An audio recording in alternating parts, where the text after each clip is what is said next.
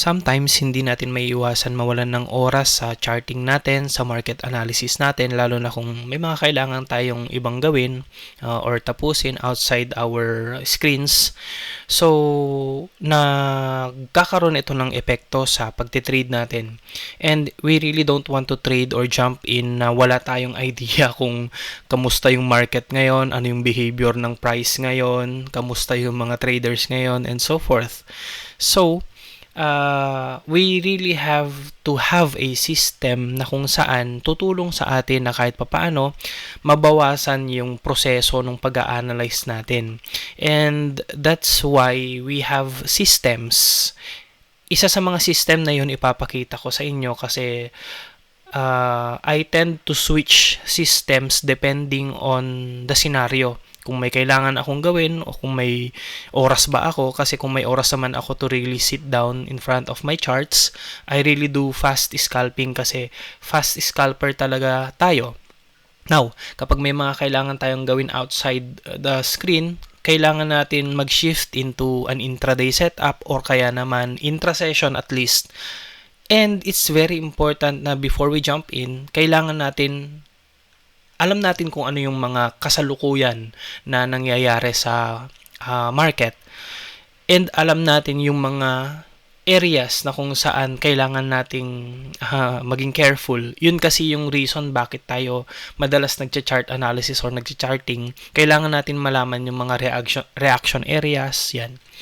So, ipapakita ko sa inyo ngayon kung paano ko ginagamit yung TMFT system na talagang ini-implement ko each time na kailangan kong mag-switch.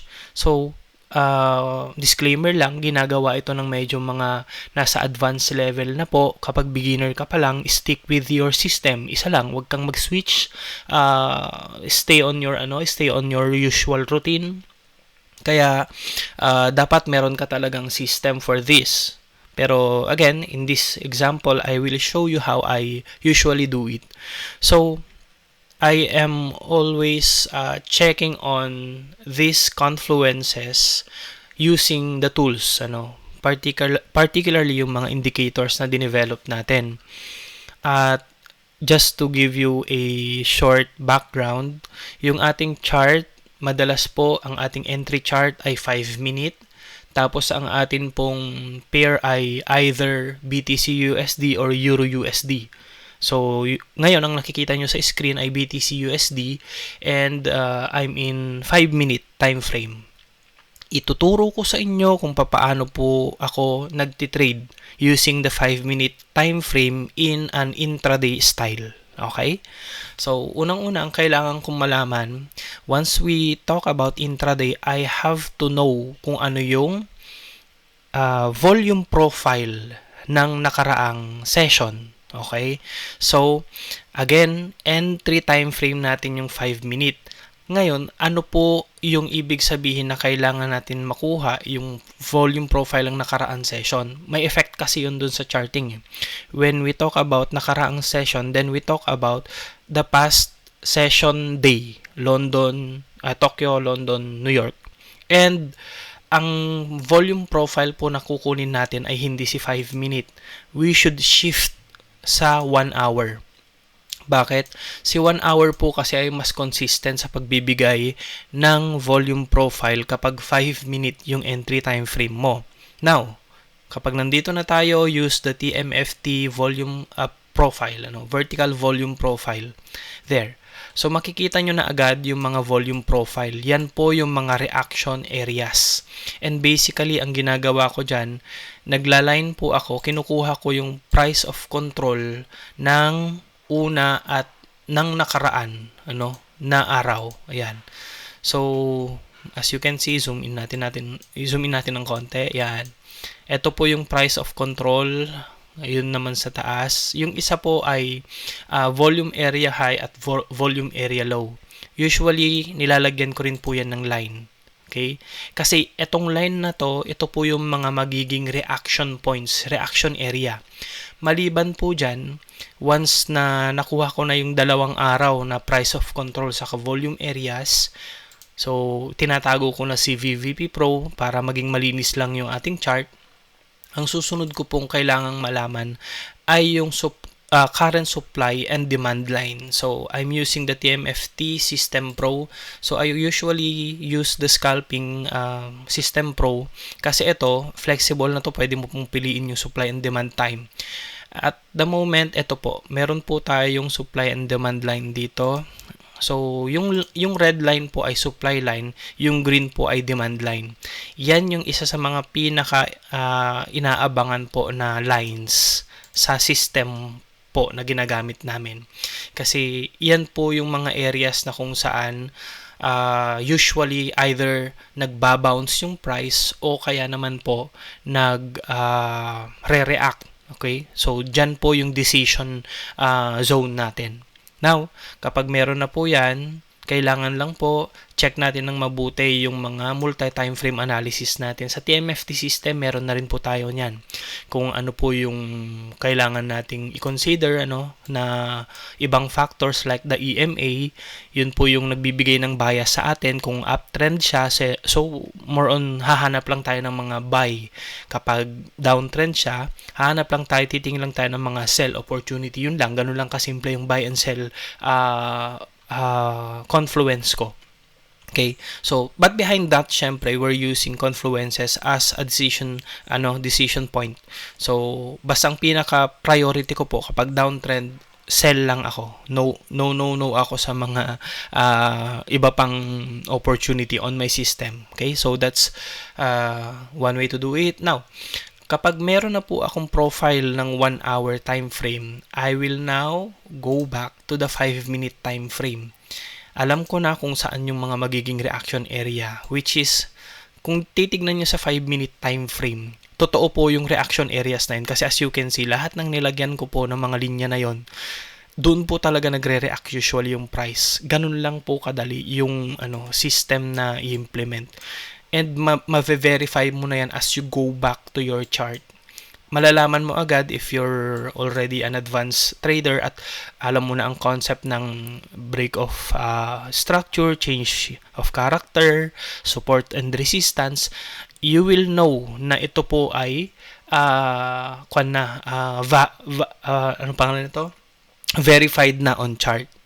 Okay? So, binibigay na sa akin yung mga important information na kailangan natin. Kasi kako kanina, kailangan natin unang-una yung price area na kung saan doon magre-react yung atin pong mga prices. So, after that, ang kailangan ko na pong malaman, halimbawa, gusto ko nang mag-trade.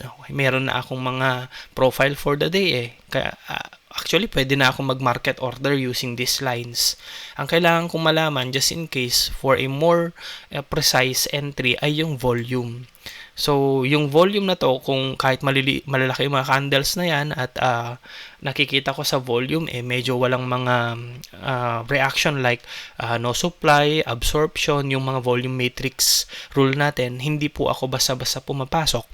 So, madalas kasi nagpapakita tayo ng very good win rate and that's the reason why ipinapakita ko yung mga confluences in the background para sa inyo on your own system, ma-consider nyo rin dahil ang isa pong context nito only enter sa mga zones na high probability. So, only go with the trend. Always consider your system as a decision maker. Wag po kayong magpadaya sa mga nakikita nyo lang basta sa chart without the context. Other than that, yan, nagma-market order na ako. Ang madalas ko po talagang ginagawa, naglalagay po ako ng mga text dito sa mga line na to. So like for example, ito po yung price of control ng 1 hour chart. Ito naman po yung ganon. And to have a more precise entry, yan, halimbawa po, nilagyan ko na yan sample ng mga tags or text. Ino-open ko po ulit dito yung ating system for TMFT system for Scalping Pro or Intraday Pro. Sinasabi ko po siya na pwedeng intraday, pwedeng scalping dahil within this, we can actually tweak yung mga data. For example, yung manual supply and demand na sinasabi ko, pwede nating baguhin. Actually, maliban po dyan, may mga floating candle po yung ating kwan na to. Yan o, nakikita nyo. So, sa 4-hour candle, as you can see, meron po tayong as of the moment forming bullish candle. Sa 1 hour saka 15, indecision candle siya. So, pag nakukuha nyo po yung mga data at information na to in just one glance, as a trader, very important yung context na saan ba patungo yung price action natin ngayon, and these are very essential in setting those confluences. So gaya niyan, another rule ko po sa aking entry ay yung EMA. So hindi ko na po ito nililinyahan dahil it usually automatically plots within my chart. Kapag nagkakaroon ng reaction sa areas na yan at malapit dun sa mga lines na nilagay natin, very evident na nagre-react po yung mga prices dun for fast scalping. Sa mga intraday at intra-session, yung mga red lines na yan, minsan binabago ko rin po yan, depende po sa kulay na gusto ko. Syempre, kayang-kaya nyo naman ang gawin yon. Just to identify in one glance kung ano po yung mga structures na to.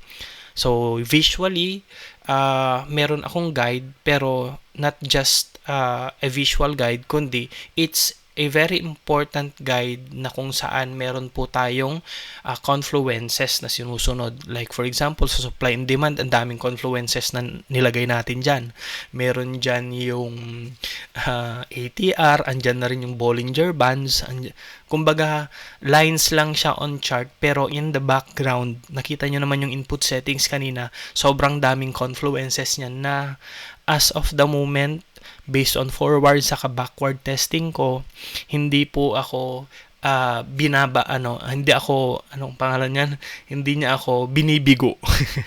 So, I'm just sharing this para magkaroon po kayo ng context on how I usually do it. Hindi po talaga ako nakaupo 24/7 or usually dire-diretso sa chart kasi in just one glance, kaya ko nang i-anticipate yung mga price actions na usually nangyayari in these lines. Okay, so if you want to learn more, join my community, or kung gusto nyo talagang matuto, enroll sa trading course ko. We have one-on-one session, we have group sessions, and so forth. So other than that, I hope magkaroon din kayo or nakakuha kayo ng idea kung paano kayo magte-trade sa susunod na mga trading style implementation ninyo. So this is Kalmadong Trader, and this is the Modern Forex Trading. Thank you.